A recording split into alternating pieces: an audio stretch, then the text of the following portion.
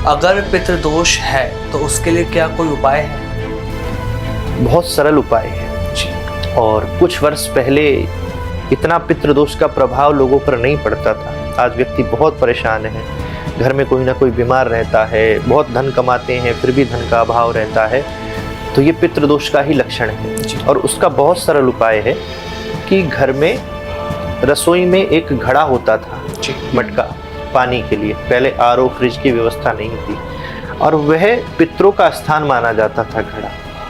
और उस घड़े से जब हम एक लोटा जल लेकर भगवान शंकर को चढ़ाते थे तो भगवान शंकर सारे प्रकार के पितृदोष को हर लेते थे, क्योंकि लोटा घर का होता था, घड़ा भी घर का और जल भी घर का।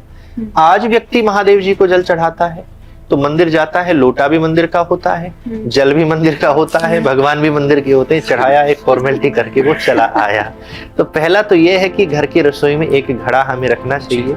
जिस जगह पर आरओ ने अब कब्जा कर लिया है, स्वास्थ्य भी अब उसलिए खराब रहता है कि सारे मिनरल्स निकल जाते हैं। चलो पीने में आप आरओ का रखिए, लेकिन घड़ा होना चाहिए।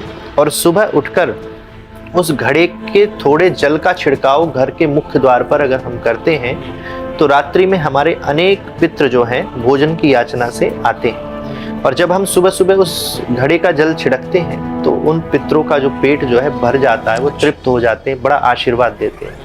ऐसा काम जो रोज करता है वो पितृ पक्ष में अगर पितरों को जल भी नहीं दे पाता तो भी उसके पितृ कभी रुष्ट नहीं होते, सदैव वह उसको आशीर्वाद देते हैं। तो घर की रसोई में एक सुंदर घड़ा रखा जाए और उसका जल महादेव जी को चढ़ाया जाए, उसी का जल मुख्य द्वार पर छिड़का जाए तो पितृदोष का प्रभाव ना के बराबर रह जाता है।